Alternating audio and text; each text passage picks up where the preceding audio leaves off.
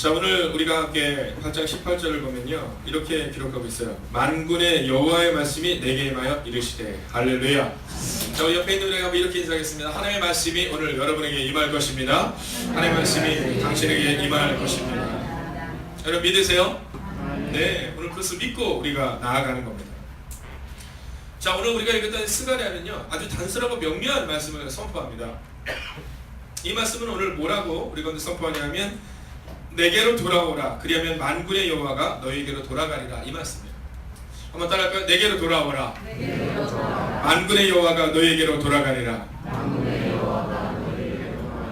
할렐루야. 여러분, 하나님이 우리와 함께하지 않는 이유는 우리가 하나님께로 가지 못하기 때문이다 라는 겁니다.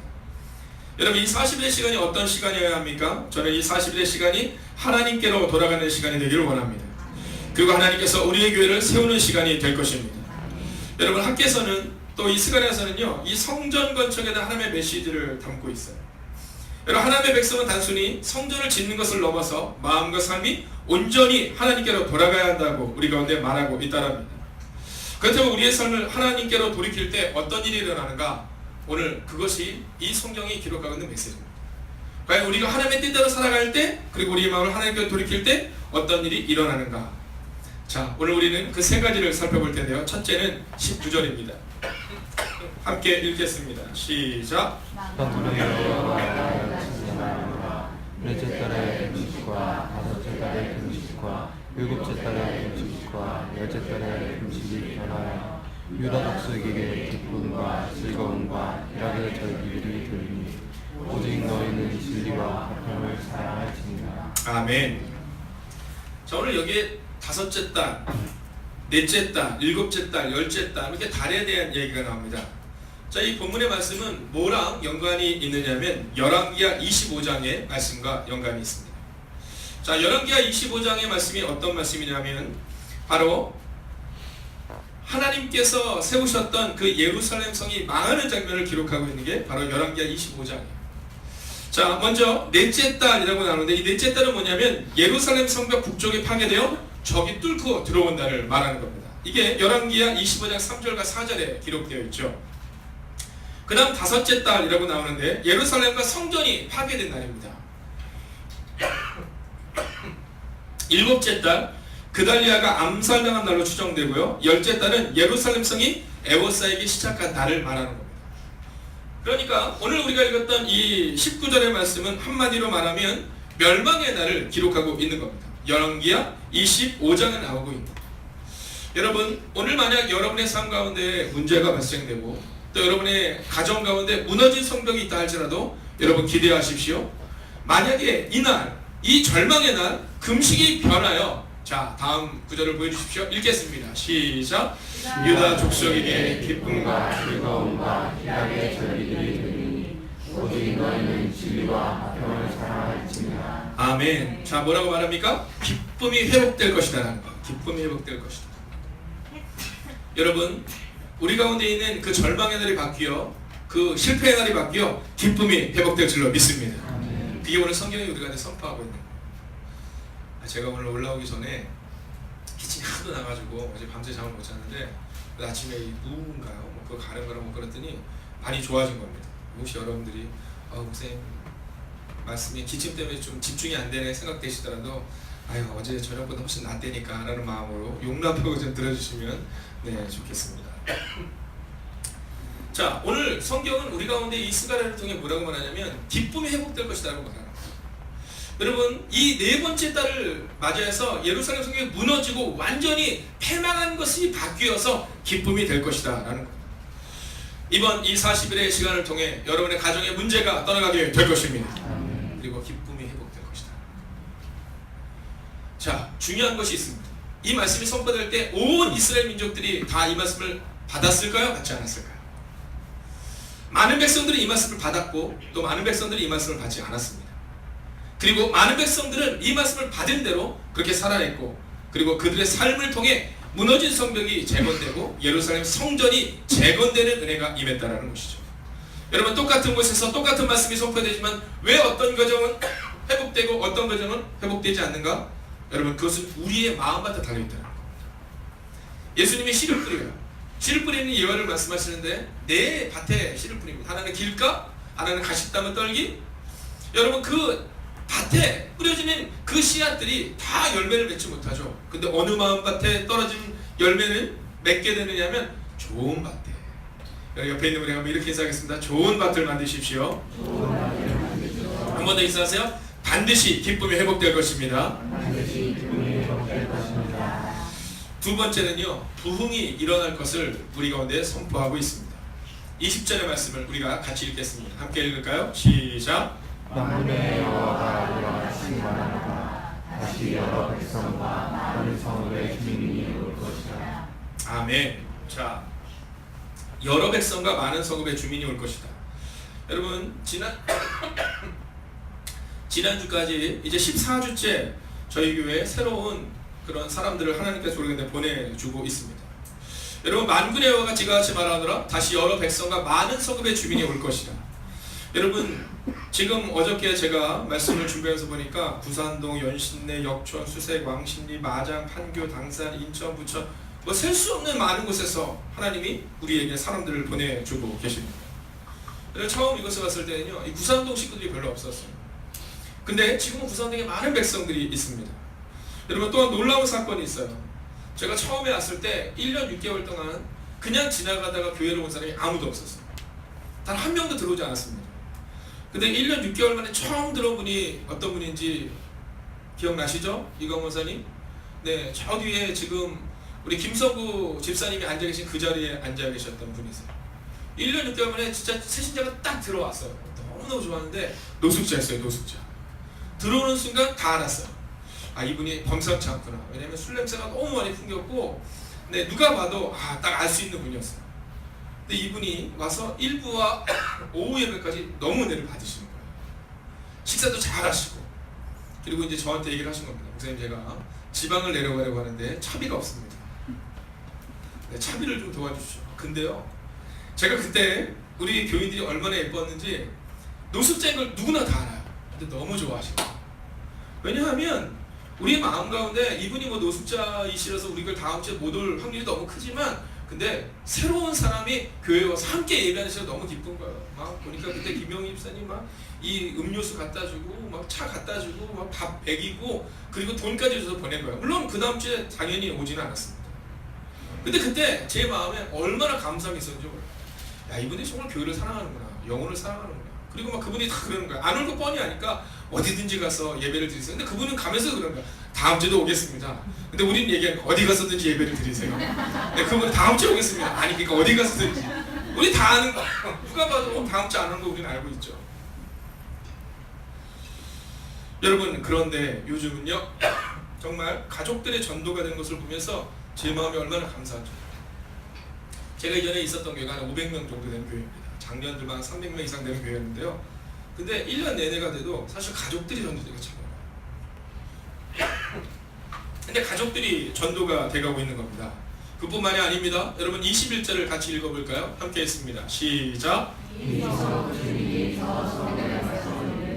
우리가 속에서 만군의 여호와를 찾고 여호와께 은혜를 구하자 하면 나도 가겠노라 하셨으며. 아멘. 여러분 속히 가자 이렇게 얘기했더니 사람들이 나도 가겠노라 이렇게 말한다는 거예요. 여러분 지금 그 일이 일어나고 있습니다. 우리가 기도할 때 하나님께서 속히 가자 하시니 함께 가는 은혜가 일어나고 있는 거예요. 제가 이 교회 왔을 때 첫 해 겨울을 생각합니다. 첫 해 겨울 참 추웠어요. 참 추웠던 겨울입니다. 그때 뭐 여러 가지로 어려웠기 때문에 뭐 제 방에 이렇게 히팅 시스템도 없었어요. 그러다 보니까 그 아주 자그마한 이 히터 같은 거를 하나를 갖다가 놓고 이제 거기서 40일을 이제 기도하며 금식하며 보냈던 적이 있습니다. 아, 근데요 정말 그때가 추웠어요. 근데 혼자 교회에서 자니까 참 외롭더라고요. 참 외롭더라고요. 그래서 제가 저희 집 식구들한테 혹시 나와 같이 가서 교회에서 기도하며 잘 사람이 있겠느냐 그랬더니 그 당시 사모께서는 그 얘기를 듣자마자 조용히 부엌으로 가서 설거지를 하기 시작하셨고 저희 사랑하는 딸께서는 그 얘기를 듣자마자 엄마를 돕겠다며. 네. 근데 그때 저희 아들이 아빠 제가 갈게요 이렇게 온 거예요. 야, 근데요 그날 밤이 얼마나 따뜻한지 몰라요. 네, 그날 밤 이 아들을 데리고 이제 같이 자는 거예요. 같이 기도하면서 그리고 이제 얘네 옆에서 재우고 기도하고 이랬는데요. 근데 그날이 마지막이었어요. 네, 그날 저녁에 집에 가서 난 다시는 곳에 못 자고. 네, 그래서 뭐 이겨서 처음이었는데 그래도 그때 그 따뜻함이 생각나요. 근데 그 추운 겨울을 어떻게 지낼 수 있었을까? 사랑하는 장로님들, 권사님들이 계셨기 때문에 사실 지낼 수 있었던 것 같아요.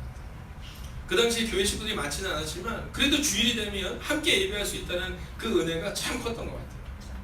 그때 우리 손주영 권사님이 지금도 건강하시게 이렇게 말씀을 듣고 또 기도하시지만 그때도 마찬가지였어요. 그때도 뭐 그냥 젊은이 같이 지금처럼 늘 그러셨어요. 그러니까 그래도 늘 새벽을 깨울 때마다 어떤 마음이냐면 최소한 한두 명은 온다, 서너 명은 온다, 네다섯 명은 온다, 10명은 온다, 15명은 온다. 이렇게 하나님이 우리 교회를 성장시키기 시작하셨다는 거예요. 그렇게 첫 해 겨울이 지났습니다. 그리고 봄이 왔지요. 자, 목회를 하면서 가장 전도하기 어려운 계절이 어느 계절인지 아십니까? 네, 겨울이에요, 겨울. 그래서 겨울에는 전도 행사가 없는 겁니다. 여러분 다 내면서 보세요. 겨울에는요 전도 행사가 없습니다. 전도대원들도 겨울엔 춥기 때문에 전도를 잠깐 멈춥니다. 그리고 힘을 다 비축했다가 한 5월달 정도 되면 이제 4월에서 그때 이제 전도 행사가 막 시작이 되죠. 그런데 여러분 이 추운 겨울 하나님께서는 하나님의 교회를 위해 또 하나님의 사람들을 통해 하나님의 나라가 부흥된 것을 보여주고 있으세요. 여러분 이 겨울에 전도가 된다는 건 참 놀라운 일입니다. 이번에 감리사님이 오셔서 그런 말씀 하시는 거예요. 목사님 어떻게 전도가 많이 됐습니까? 이렇게 물어보셔서 됐습니까? 그래서 제가 예 전도가 되고 있습니다 이렇게 얘기했어요. 자, 잘 들어보세요. 전도가 됐습니까? 이건 무슨 형이에요? 네, 과거형이죠. 과거형. 예전에 됐습니까를 묻는 거예요. 그래서 제가 예 전도가 되고 있습니다 이렇게 얘기했어요. 그건 뭐예요? 네, 지금도 전도는 되고 있습니다 라는 표현이었다는 거예요. 여러분 하나님이 우리 가운데 함께 하시니까 속히 가서 만군의 여호와께 은혜를 구하자 하니까 나도 가겠노라 하겠습니다. 대부분의 사람들은 야 추운 겨울 지나면 가자 뭐 이런 얘기 하거든요. 추운 겨울 지나면 전도하자 이러거든요. 근데 이 추운 겨울 하나님의 복음이 선포되고 있다는 겁니다. 여러분 이 성읍 주민이 저 성읍에 가서 이럴 때 그 놀라운 일이 일어나고 있다는 것이죠. 사랑하신 여러분, 하나님의 부흥이 우리 교회를 통해 우리 교회가 이 나라 이민족의 영적 부흥의 지런지가 될 줄로 믿습니다. 22절을 보십시오. 이렇게 기록합니다. 함께 읽을까요? 시작. 만군의 나라들이 예루살렘으로 와서 만군의 여호와를 찾고 여호와께 은혜를 구하리라. 아멘. 자, 보십시오. 하나님의 약속이에요. 그리고 하나님의 약속대로 이루어 주시는 겁니다. 많은 백성과 강대한 나라들이 예루살렘에 와서 만군의 여호와를 찾고 여호와께 은혜를 구하리라. 여러분 이 예루살렘 바로 예루살렘 성전을 의미하고 있는 겁니다. 여러분 예루살렘 성전으로 와서 만군의 여호와를 찾고 여호와께 은혜를 구하리라. 여러분 이것은 교회의 부흥이요 또 하나님께서 우리 가운데 원하는 하나님의 역사라는 겁니다. 근데요 오늘 본문의 말씀은 여기서 끝나죠. 자, 첫 번째 기쁨이 회복되고 그리고 교회가 부흥할 것이라는 말인데요 여기서 끝나지 않습니다. 여러분 스가랴서를 통해 또는 학계를 통해 성경은 뭐라고 말하냐면 특별히 학계 1장 6절에 이렇게 말해요. 너희가 많이 뿌릴지라도 수확이 적으며 먹을지라도 배부르지 못하며 마실지라도 흡족하지 못하며 입어도 따뜻하지 못하며 일꾼이 삭슬 받아도 그것을 구멍 뚫어진 전대에 넣음이 되느니라. 자, 이 얘기는 뭐냐면 뿌리기는 뿌리는데 수확이 없다는 거예요. 여러분 일꾼이 삭슬 받았는데 그것을 구멍 뚫어진 전대에 넣음이 되느니라 성경은 기록하고 있어요. 자, 오늘 하나님의 사람들이 하나님의 방법대로 살아가지 못할 때 하나님 중심으로 살아가지 못할 때 너희가 뿌려도 많이 거두지 못하고 그리고 너희가 주머니에 넣어도 뚫린 주머니이기 때문에 다 흘러가고 있다라고 학계서 1장 6절을 기록하고 있어요. 그런데 오늘 이 이스라엘 백성들이 영적 부흥과 하나님 나라의 성전을 건축하고 나니 어떤 일이 일어난지 아십니까? 23절을 우리가 같이 읽겠습니다. 함께 읽을까요? 시작. 만군의 여호와가 칭찬하노라. 그날에는 많은 이방 백성 10명이 유다 사람 하나의 목자를 잡을 것이라. 곧 잡고 말하기를 하나님이 너희와 함께 하시는 듣더니 우리가 너희와 함께 가야 하노라 이라 하시니라. 아멘. 자, 오늘 찬양팀이 찬양 선곡을 했는데 정말 잘 선곡을 했어요. 주께 가까이 목마른 내용은 채우소서. 그리고 나서는 뭐라고 찬양했냐면 주의 영광 이곳에 가득해 라는 찬양을 드렸거든요. 여러분 목마른 내용을 채워달라고 말했더니 하나님이 영광으로 가득하게 채워주셨다는 거예요. 자, 오늘 이 이스라엘 백성들이 뭐라고 말하냐면 우리가 뿌려도 거두지 못하고 우리가 심어도 거두지 못했던 이스라엘 백성들을 향해 오늘 이방인들이 이렇게 말하고 있는 거야.